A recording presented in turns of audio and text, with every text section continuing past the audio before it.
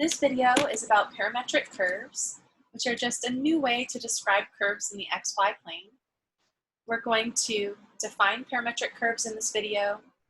We're going to learn how to sketch the graph of a plane curve by eliminating a parameter. We'll talk about what the orientation of the curve is, and we'll look at a few examples. Here's just an example to motivate this idea. Let's say there's a particle and it's traveling in the XY plane, and its trajectory looks something like this. Now, if I describe this curve by y equals f of x, that tells me the y value for every x value, but it doesn't tell me anything about the particle's position at a particular time. So rather than representing this curve by y equals a function of x, I might want to represent it differently. I might want to represent every point here, instead of just by an x and a y, I might want to represent it by x as a function of t and y as a function of t. And then as t increases, the particle travels along this path. And that induces an orientation, what we call an orientation to the curve.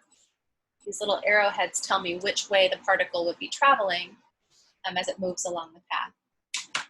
So rather than representing this curve by y equals f of x, we could represent this curve by two equations. X equals some function x of t, and y equals some function y of t. And here we're assuming that x of t and y of t are continuous functions on some interval I.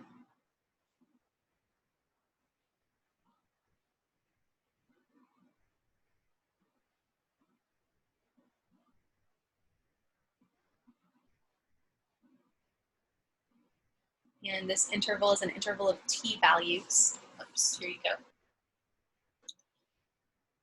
If we represented this curve by this pair of equations rather than this single function of x, we would call these parametric equations.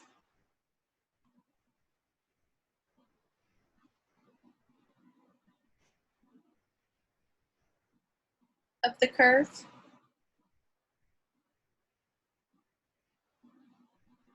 That's x of t and y of t. The variable t is called the parameter. It's a third variable.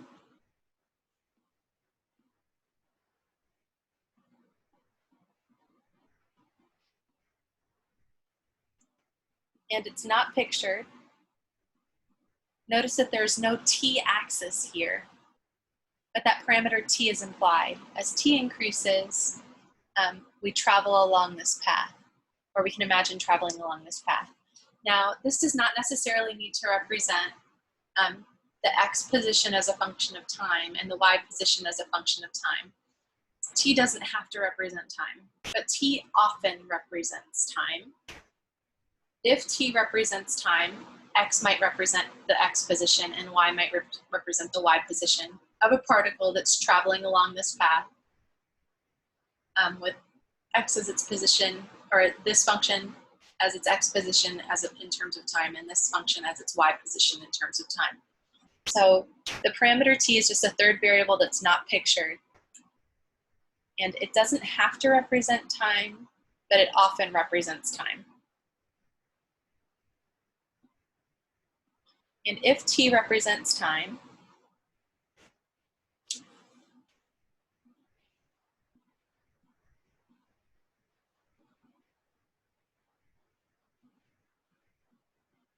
then x of t, y of t might represent the position of an object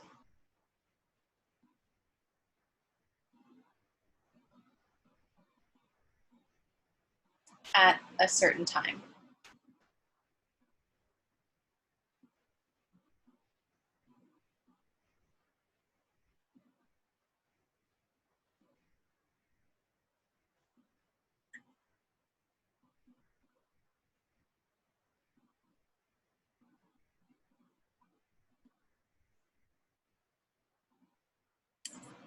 Okay, so keep all this in mind.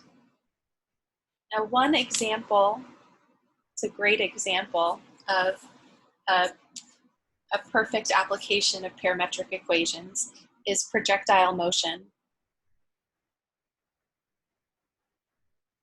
With projectile motion, maybe we're going to consider our ball is starting at this point, and we'll set the origin right there where the ball starts.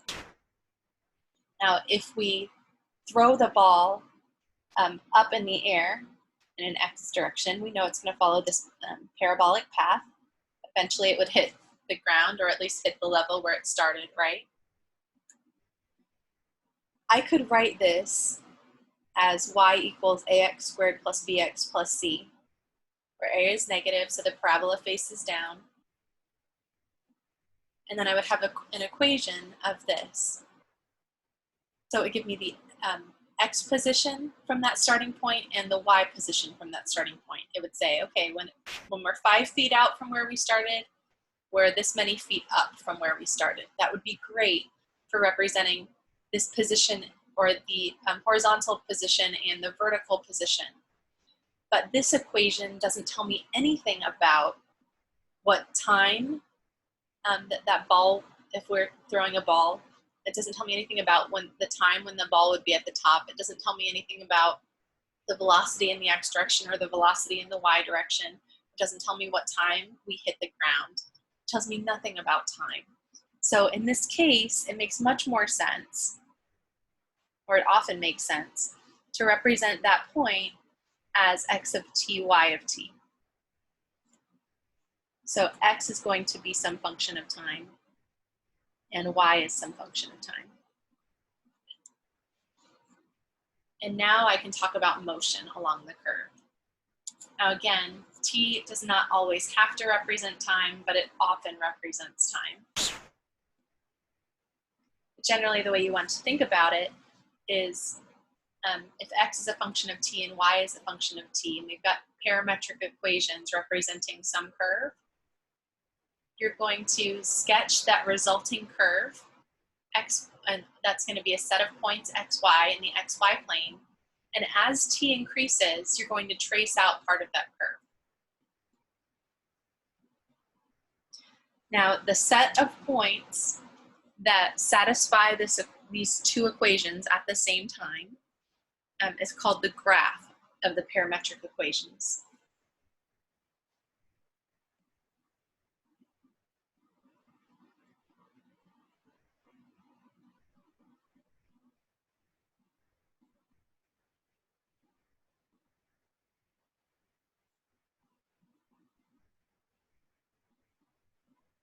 So this is just the set of points x, y that satisfy x equals x of t and y equals y of t on either the stated domain or the implied domain for the function. Now, if we combine the graph with the set of parametric equations themselves,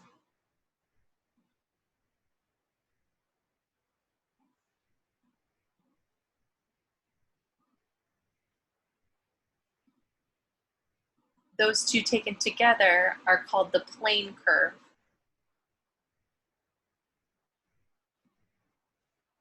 Denoted by that set of parametric equations. And that plane curve C consists of both of them. Now, a lot of people use these two things interchangeably. I might look at this picture and I say that's a plane curve C.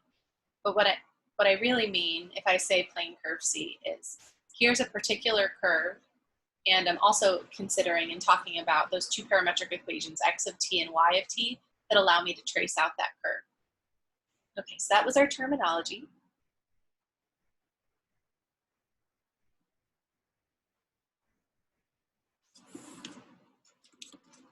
Now let's say someone gives you a set of parametric equations and they want you to sketch the curve.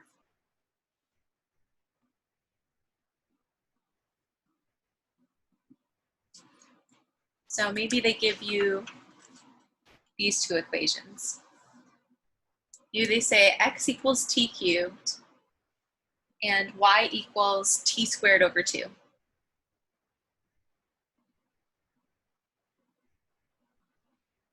And they say, sketch the plane curve.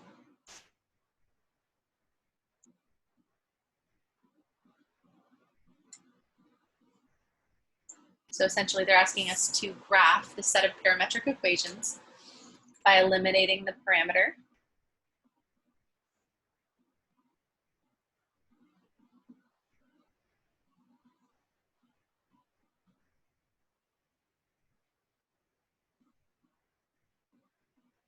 They may also ask you to state the rectangular equation of the curve.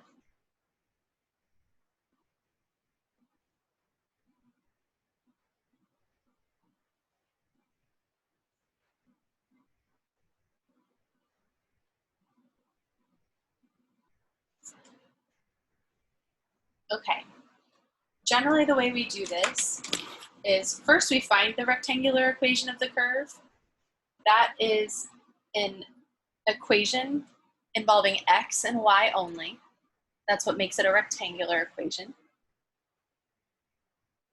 And the way we find that is by eliminating the parameter t.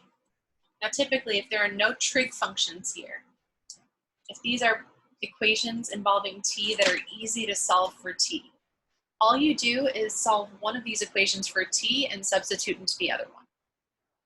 And then you've got your rectangular equation, use that rectangular equation to graph the curve, and then you might also plot some points and figure out what location you would be at each of those values of t. So let's try that. We're going to eliminate the parameter t by taking our two equations, x equals t cubed, and y equals 1/2 t squared, and solving them for t. So if I'm getting t by itself here with this equation, I can do that pretty easily by either taking the cube root of both sides, because the cube root will undo this cubing function, or I can raise both sides to the 1/3 power. That's fine. The cube root of something cubed is just going to give us t. Also, you can multiply those exponents together and you get t by itself. That was the point of raising both sides to the 1/3 power. We get t equals x to the 1/3. Then over here, I've got y equals 1/2 of t squared. In order to get the rectangular equation, I just take what I found for t up here and I substitute it right there. So I get y equals 1/2 x to the 1/3 squared. And then I use exponent properties to simplify. So I've got 1/2, and then we multiply those exponents. That's x to the 2/3. So y equals this. Notice that this equation does not involve t anymore. This is called a rectangular equation of the curve.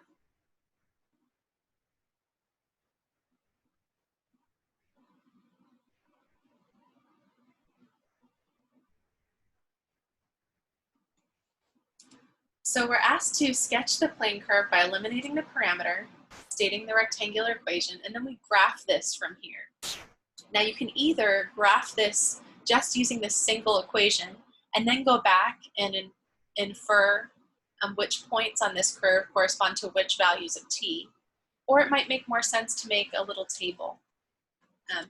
We called them t-tables, or actually I hear a lot of people calling them t-tables. Not exactly a t-table in this case, but the principle is the same. X of t is t cubed. Y of t is 1/2 t squared. And I just want to plot some points and see where I would end up on my curve. So I think I will use, well, let's just do this. Let's use t equals -2, -1, 0, 1, and 2. And then for the x values, we'll take those t's and cube them. -2 cubed, that's 3 negatives multiplying each other, so we get a -8. This one's -1, that's 0, that's 1, and that's 8. And then we'll substitute these values of t into the equation for y as well. I've got 1/2 of t squared for all of these.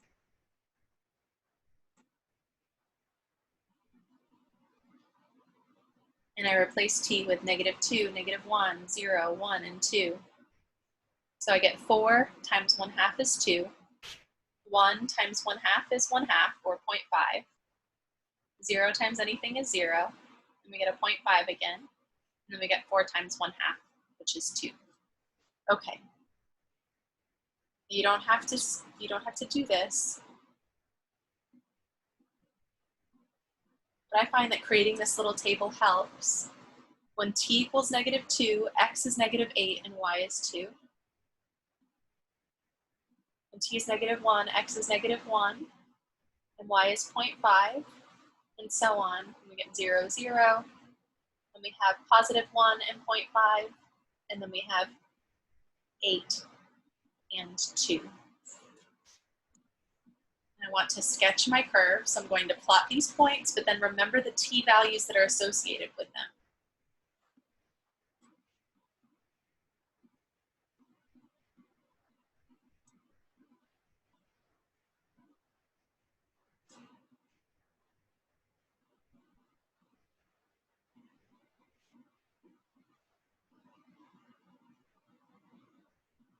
So that's -8.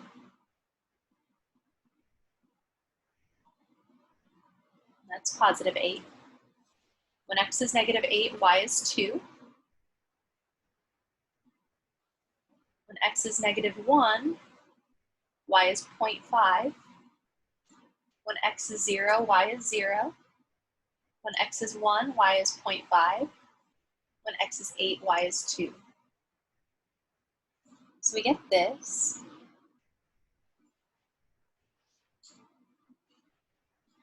Now, if I were graphing this equation, y equals 1/2 times x to the 2/3, that's what it would look like.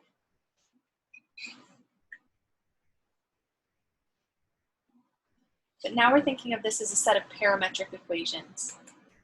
This is given by x of t, y of t, where x is t cubed and y is 1/2 t squared. That's what that point is. Say, okay, well, that's one way of sketching the plane curve.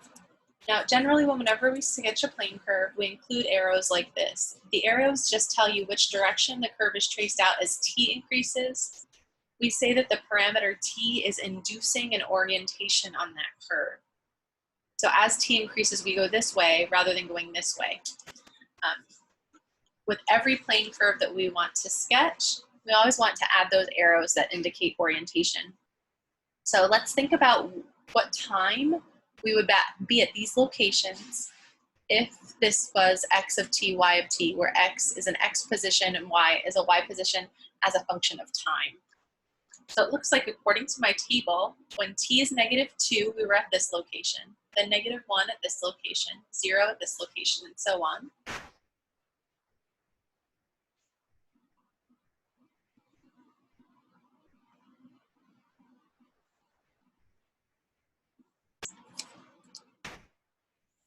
So as t increases, we're going this way along our curve. Okay, so now we've included the arrows that indicate orientation. Now notice that the t values are not evenly spaced. So if this does represent x and y as functions of time, look, from t equals -2 to t equals -1, the particle went really fast. It only took, let's say, 1 second. It took 1 second to go from there to there. And then it took 1 second to go from there to there. So it went that distance much slower than it went that distance. And then it went was about the same, I guess, same sort of speed over here. And then it started speeding up again. From t equals 1 to t equals 2, it went here. So it was going pretty fast, then it slowed down, then it started to speed up again, then it started going pretty fast again as it's traveling along the curve. So this is one way that we can sketch a plane curve. This is the way we typically use. We're eliminating the parameter t. And again, the way we do that is we take these equations, these parametric equations of the curve, and if they're easy to solve for t, so usually if they don't involve any trig functions, you just solve one of them for t, and then you substitute into the other one. That gets you the rectangular equation, which gives you a rough shape of the graph.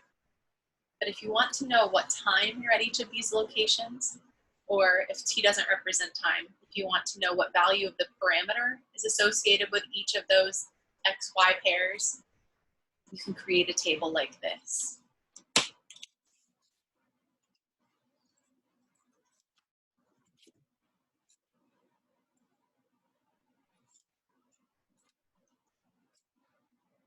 So let's look at another example.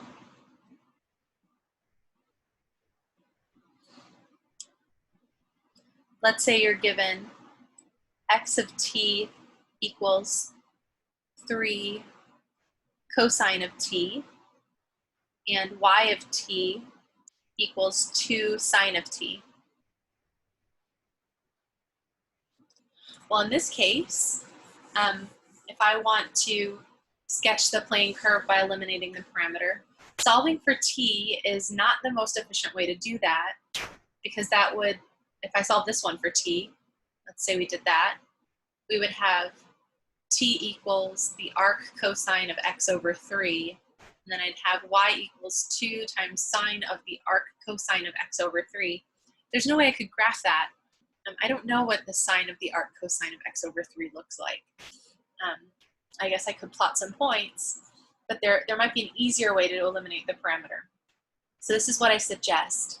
If you see trig functions that typically are associated with each other in a Pythagorean identity, so remember these 3 Pythagorean identities.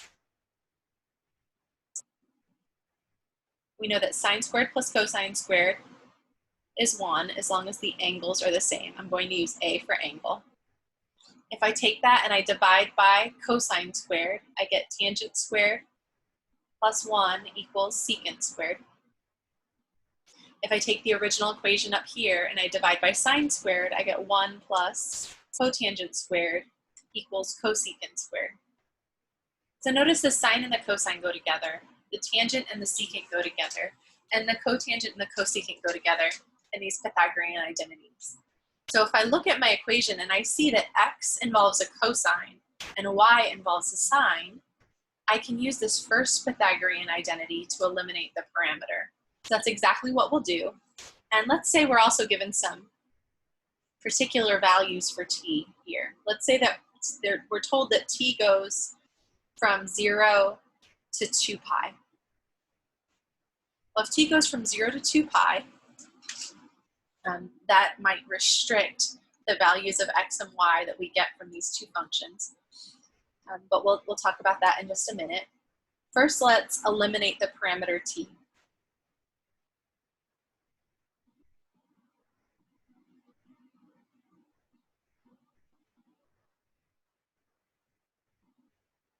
Since these involve trig functions, and they involve a pair of trig functions that are paired together with a Pythagorean identity, I'll take the first equation and I'll solve it for cosine of t, and I'll take the second equation and I'll solve it for sine of t.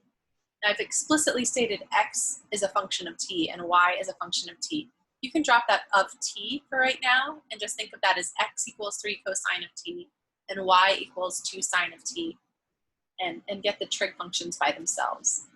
So if I take this first equation and I divide by 3, I get x over 3 equals cosine of t.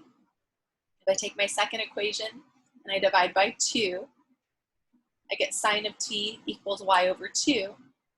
And then according to this Pythagorean identity, sine squared plus cosine squared is 1. So that means sine squared, that's my y over 2 squared, plus cosine squared, that's my x over 3 squared, equals 1. So we get y squared over 4 plus x squared over 9. We're squaring the numerator and denominator separately. Normally we like to put the x first. And you recognize this from the last section. That's an ellipse. Centered at the origin, because we're not subtracting anything from the x or the y. A squared is 9, so a equals 3. B squared is 4, so b equals the square root of 4, which is 2. And that's enough for us to graph this. Now, this restriction on t tells us a lot of things. It tells us how much of the ellipse we get. Maybe we get the ellipse traced out exactly once. Maybe we get the ellipse traced out a number of times. Let's see what happens.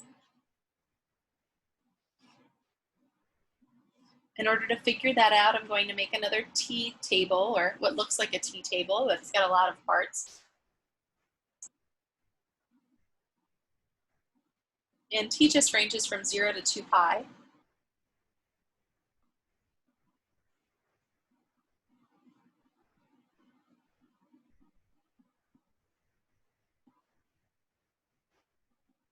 Okay.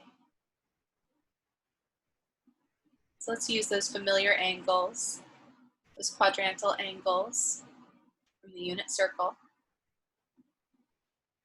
When t equals 0, x is 3 cosine of 0. Cosine of 0 is 1, so we get 3.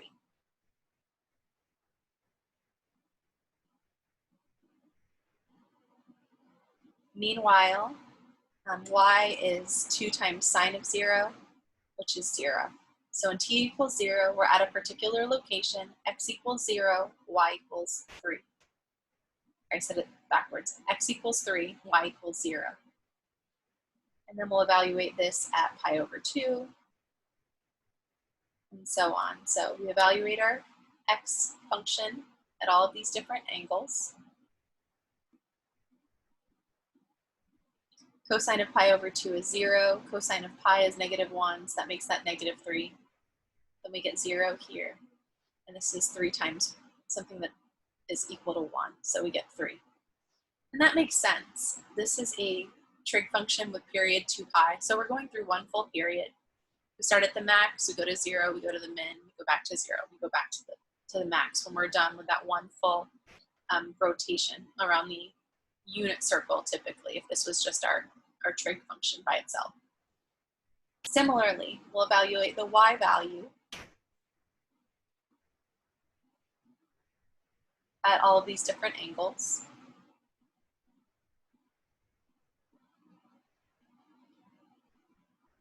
Sine of pi over 2 is 1, so that's 2. Sine of pi is 0. This one's -2, that's 0.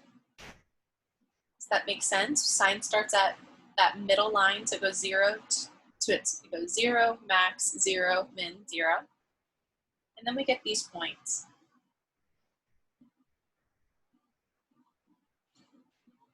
So at this t value, this value of our parameter, x is 0, y is 2. Then we've got x equals -3, y is 0, x equals 0, y equals -2, and x equals 3, y equals 0.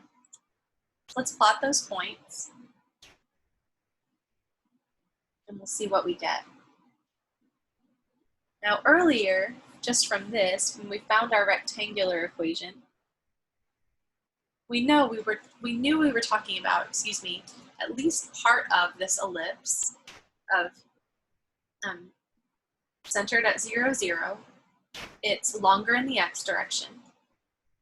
Since the 3 squared is under the x, we go plus and minus 3 units in the x direction. And since the 2 squared is under the y, we go plus and minus 2 units in the y direction. So if there's no t involved, I'm sketching this conic section, this ellipse, I would sketch that right there. But there is a t involved. So let's see, at t equals 0, we're at x equals 3, y equals 0. At t equals pi over 2, we're at 0, 2. At t equals pi, we're at negative 3, 0. At t equals 3 pi over 2, we're at 0, negative 2. And then at t equals 2 pi, we're back where we started, over here. So it looks like we're tracing out this ellipse, but we're tracing it out in a counterclockwise direction. But we're only tracing it out once, because we were told that t goes from 0 to 2 pi.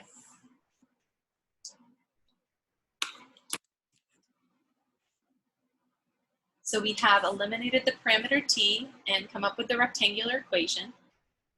And then we've sketched the curve, added arrows to indicate the orientation of the curve, and then put some t values on there just to remind us if this happens to be x and y as functions of time. It sort of gives us some indication of the speed. How fast are we going around this curve?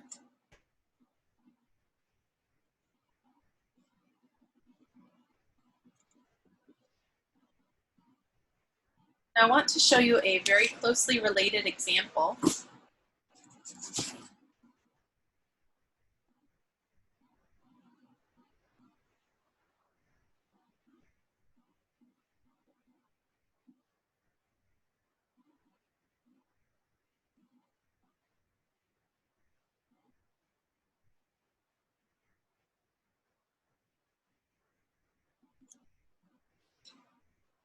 So here I've got x equals 3 cosine of 3t and y equals 2 sine of 2t. This is very similar to the last one, but instead of our trig functions being evaluated at t, our trig functions are being evaluated, oops, this should be 3t. Both should have the same angle. Our trig functions are evaluated at 3t. So my t's have been replaced by 3t. I don't know if you remember this from trig, but in trigonometry, when I was just graphing x versus t here, this cosine function looked like this. It had a period of 2 pi. The sine function looks like this. It also has a period of 2 pi. Now, these do not have a period of 2 pi. If the t has a coefficient, or if that variable has a coefficient, the period of the function is 2 pi divided by that constant. So this actually repeats every 2 pi over 3, or alternatively, you can look at it this way. If this is the interval from 0 to 2 pi, my cosine function goes through 3 sort of copies of itself on the interval from 0 to 2 pi. At 2 pi over 3, it finishes its first cycle. At 4 pi over 3, it finishes its second one, and then we've got its third over there. So x is going through this range of values, the same range of values that it went through up here, but now instead of going through it once, x is going through that range of values 3 times, and the same thing is happening here. So, well, what does that mean? Well, let's eliminate the parameter t again. Solve this for cosine, solve this for sine. The cosine of 3t equals x over 3. Sine of 3t equals y over 2. And if I want to eliminate the parameter t, I just use my Pythagorean identity. Sine squared plus cosine squared is 1. So I sub that in. Here's my sine of 3t squared. And then I'm adding cosine of 3t squared, and I get 1. And we know it's exactly the same equation as before. So the set of points is the same as this set of points.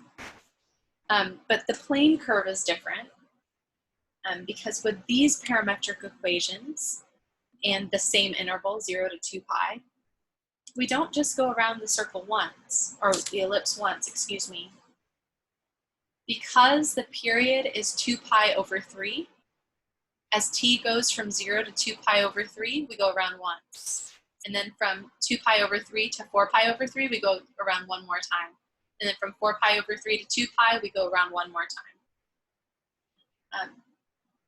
So if someone asked me to sketch the curve generated by this equation, I might draw exactly the same curve as I drew here.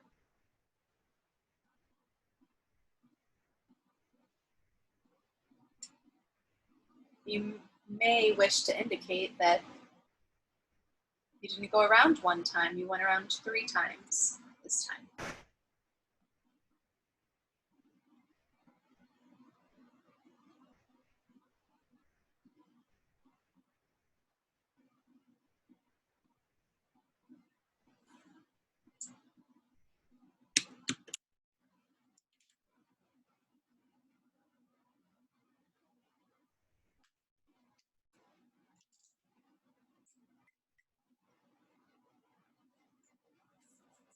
Another way that you can look at this is that you had to take, if you took all of your times from over here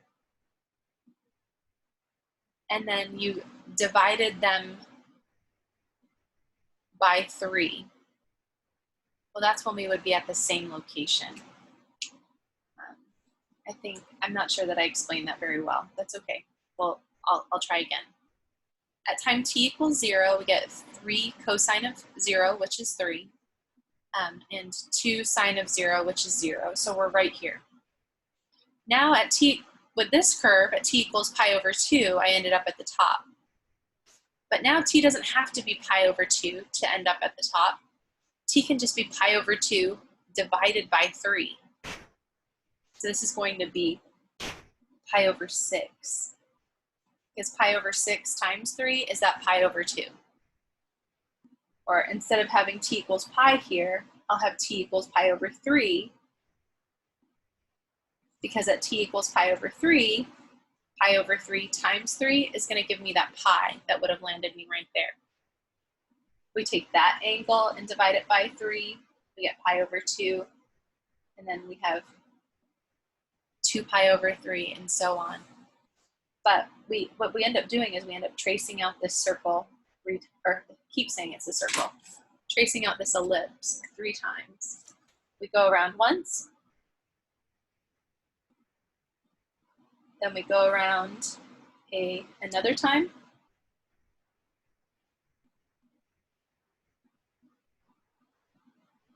and then we go around a 3rd time. Now, all of those really should theoretically be overlapping. They should be in exactly the same location.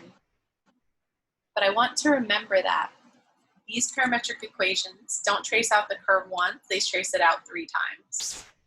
So this is different, or this set of points paired with this set of parametric equations, that's a different plane curve than this one, or this one.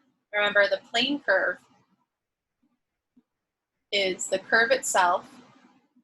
So the set of parametric, or the collection of points down here, that's the graph, and the parametric equations x equals x of t and y equals y of t. So these guys have the same graph, but this one's traced out only once, and this one's traced out 3 times in exactly the same time interval. So if I'm thinking of this as a time interval, I'm going around this guy 3 times as fast as I'm going around this guy. So that 3 tells me I'm going around 3 times faster than I am over here.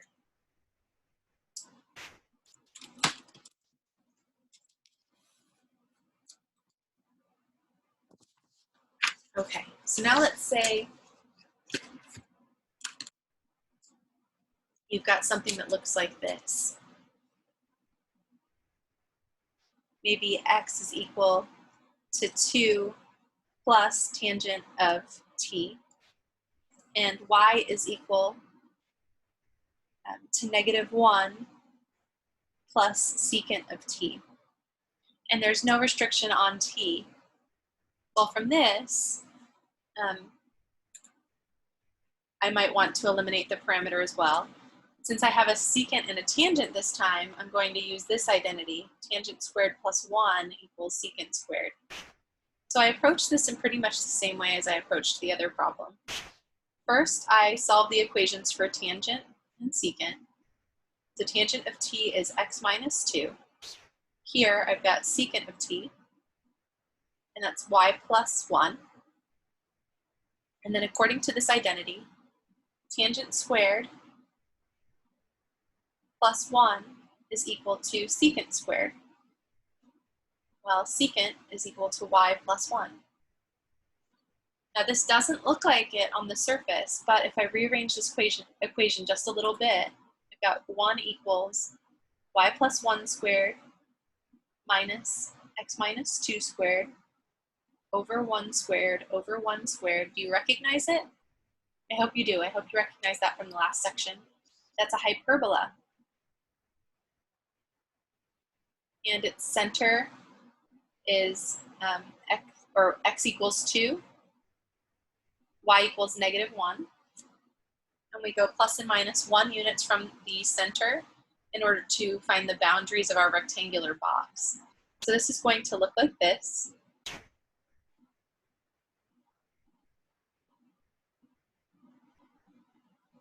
Oh wait, whoops, I need to start at the center, not 0, 0. So let's start at x equals 2, y equals negative 1. And then we're going to go plus and minus 1 unit in the x direction, plus and minus 1 unit in the y direction.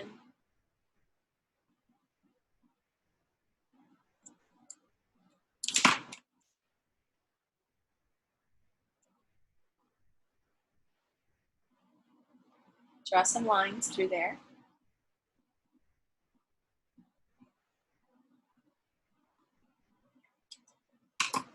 Now, if I'm just sketching the hyperbola, since the y term is positive, I know my graph is going to look like this. Now, I forgot, and I started to draw an arrow there, but I don't want to put arrows on here. I want arrows to indicate the direction that this curve is traced out as t increases. So to figure that out, it might be helpful to choose values of t. Now, remember, tangent is sine of t over cosine of t. And secant is 1 over cosine of t.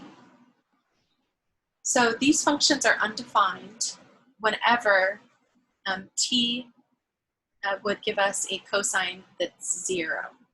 So whenever cosine of t is 0, we'll be dividing by 0, and we're going to have a problem. That happens at all of the odd multiples of pi over 2. So we could just focus on one branch. Let's say that t is between negative pi over 2 and pi over 2, and then see what happens on our curve. To figure that out, I'm going to make a chart just like we did before. T can't equal negative pi over 2. I'll just let it equal negative pi over 4, 0, and pi over 4. That's okay. I guess that'll be sufficient for us. So x is 2 plus tangent of negative pi over 4, 2 plus tangent of 0, and 2 plus tangent of positive pi over 4. Tangent of negative pi over 4 is negative 1. So this is 2 plus negative 1, which is 1. And tangent of pi over 4 is 1. So this is 2 plus 1, which is 3. And this is 2 plus 0, which is 2. So x is going 1, 2, 3, as t goes from negative pi over 4 to pi over 4. So x is taking on these values. Meanwhile, y is taking on these values. We got negative 1 plus secant of negative pi over 4. And then negative 1 plus secant of 0. And negative 1 plus secant of positive pi over 4. Now remember, secant is 1 over cosine. And cosine of negative pi over 4 is positive. It's square root of 2 over 2. So if I take the reciprocal of that, I get square root, or I get 2 divided by square root of 2, which is square root of 2. So this is negative 1, plus square root of 2. Secant of 0 is 1 over cosine of 0. Cosine of 0 is 1. So this is negative 1 plus 1, which is 0. Then I've got negative 1 plus root 2 over here.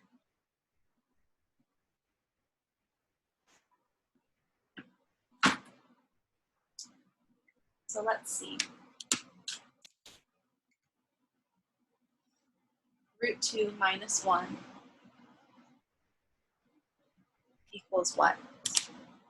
That's about 0.4.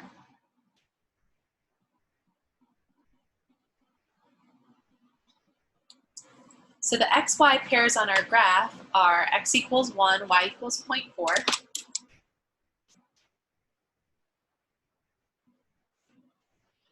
X equals 2, y equals 0. And x equals 3, y equals 0.4. So this is t equals negative pi over 4. This is t equals 0. And this is t equals positive pi over 4. Is there ever a time when we're going to get a negative value for this secant function? Well, I guess we're not going to get a negative value on this interval, but we might get a negative value on the next interval. So let's look at pi over 2 to 3 pi over 2.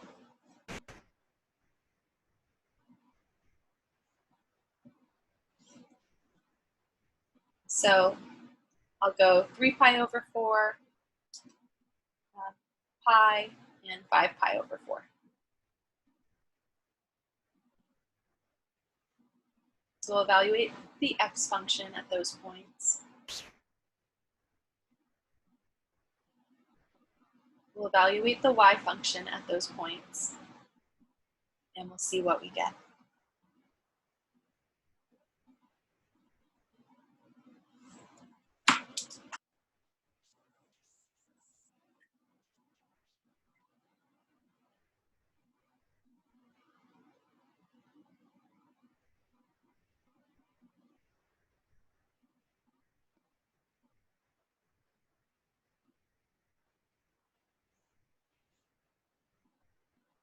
Now tangent is just going to repeat, so we're still going to get 1, 2, and 3.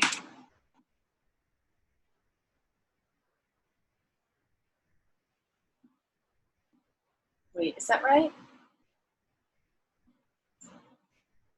Tangent of 3 pi over 4.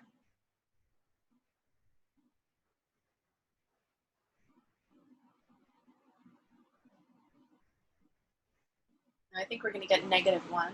Yeah. 2 plus negative 1 is still 1. Now the secant is different when we're in this quadrant. Secant, that's 1 over cosine. Cosine is negative 1 over square root of 2. Secant is square root of 2 over negative 1. So we're going to get negative 1 minus root 2 here. Secant is going to be a negative root 2 right there, and right there at 5 pi over 4. And secant of pi is the same as 1 over cosine of pi. Cosine of pi is negative 1. So we get 1 minus 1, so that's negative 2. And then these values repeat. Okay, so now we have x equals 1, y equals 2, or excuse me, x equals 1, 2, and 3 when y equals these values. And let's look at negative root 2 minus 1. That's about negative 2.4. Okay. So it looks like we're over here now on this part of the hyperbola. So at t equals 3 pi over 4, then at t equals pi we're here, and at t equals 5 pi over 4 we're here. And as t gets closer to 3 pi over 2, I think we go that way.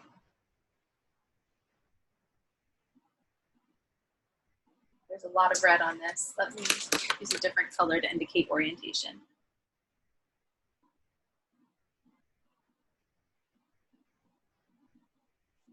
Now with no restrictions on t, what that tells me is that we're going to keep bouncing back and forth from one branch of the hyperbola to the other.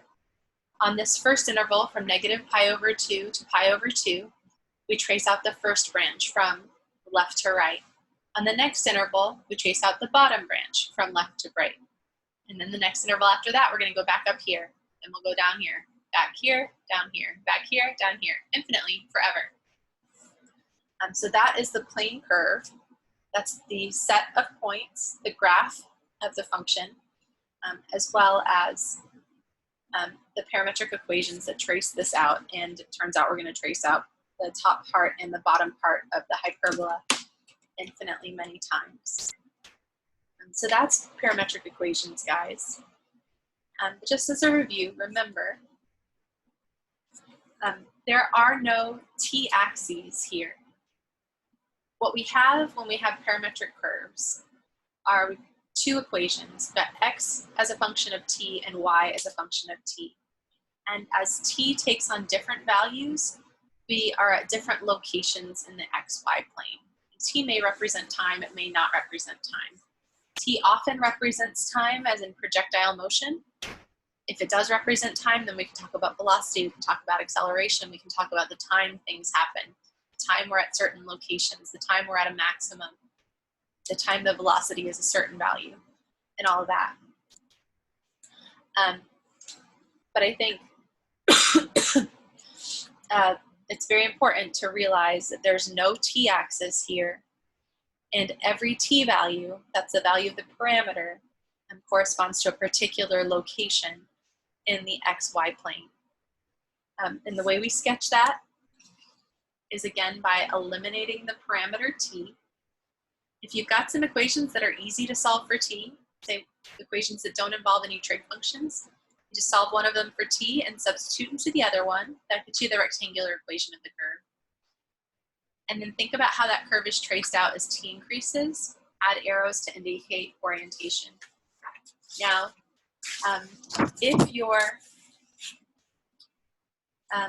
parametric equations involve trig functions like this, that are tied together through one of these Pythagorean identities, you want to solve for the trig functions, write down the equation, and it's often a conic, and we've already studied that.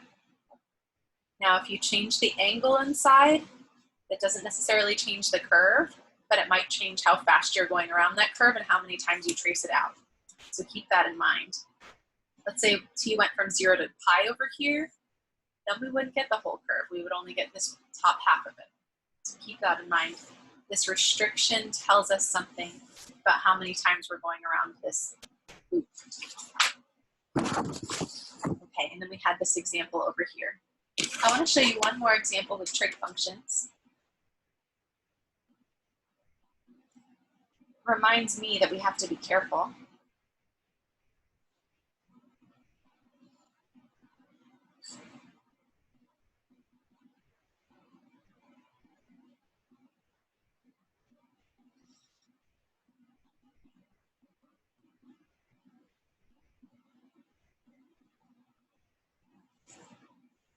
Okay, so let's say we are not given any restrictions on t, and we're told that x equals cosine of t and y equals cosine squared t plus 1.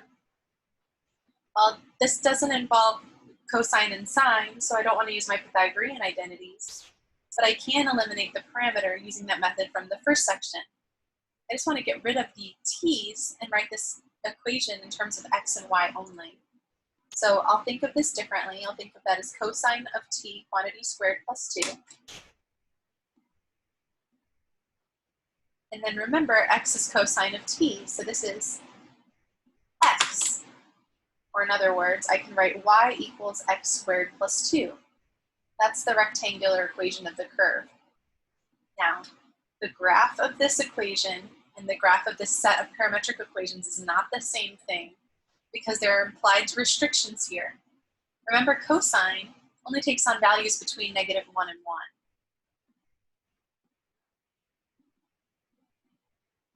The y values on the graph of cosine of t are always between -1 and 1.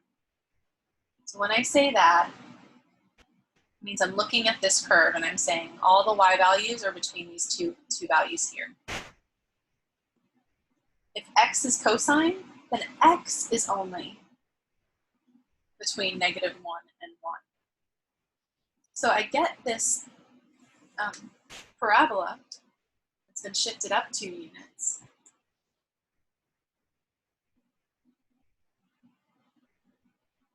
But I only get part of it.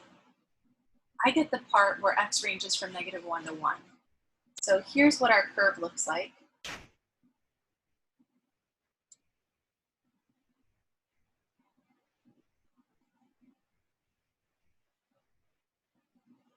When x equals -1, or excuse me, when cosine of t equals -1, we're going to be right here.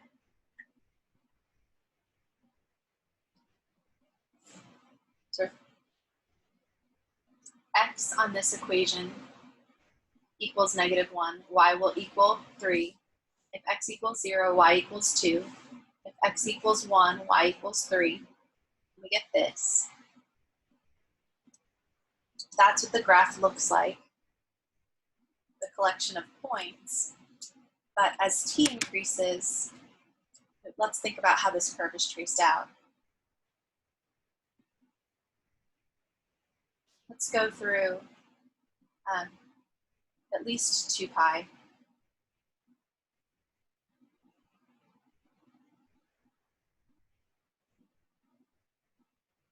So x is cosine of t. So cosine of 0, cosine of pi over 2, cosine of pi, cosine of 3 pi over 2, and cosine of 2 pi. And you can evaluate those. Cosine of 0 is 1, then we get 0, then we get -1, then we get 0, and then we're back to 1 again. Now y is taking all of those cosine values that we just found, squaring them, and it's adding 2 to them. 1 squared plus 2 is going to give me a 3. Then we'll be here at 0 squared plus 2, which is 2. Then we'll have -1 squared plus 2, which is 3. Then we'll be at 0 squared plus 2 again, which is 2. And then we'll be at 1 squared plus 2 again, which is 3. So what's happening? Well, it looks like if I just start at t equals 0, I'm at this location. And then at pi over 2, we're down here. And at 3 pi over 2, we're over here. No, excuse me, that's pi, we're over there. So we initially go this way. Oops, sorry, go that way. And then at 3 pi over 2, we're back down here. And then at 2 pi, we're over here. So we went this way, and then we came back. We went that way. At 2 pi, we're here. And then can you guess what happens next? We're going to go back and forth, and back and forth, and back and forth. I just wanted to show you that example. You have to think about the domain and range of these functions. Okay, one more example. Simple example.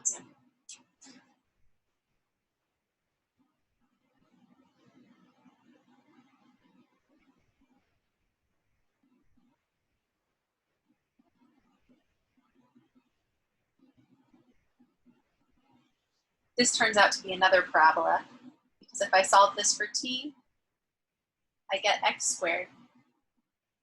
And if I replace t with x squared, I get this equation.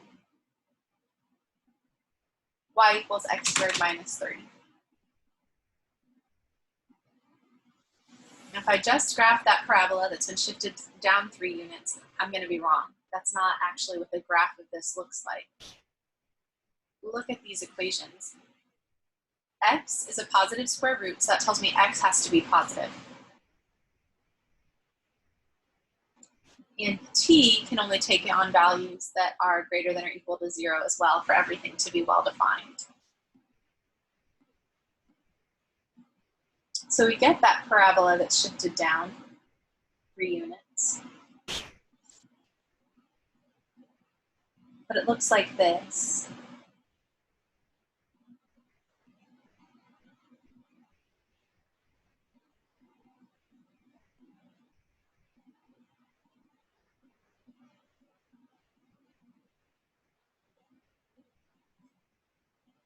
When X equals 0, Y equals -3. When X equals 1, Y equals -2. When X equals 2, Y equals 1. When X equals 3, we have 9 minus 3 is 6. And so on. So the curve looks like that.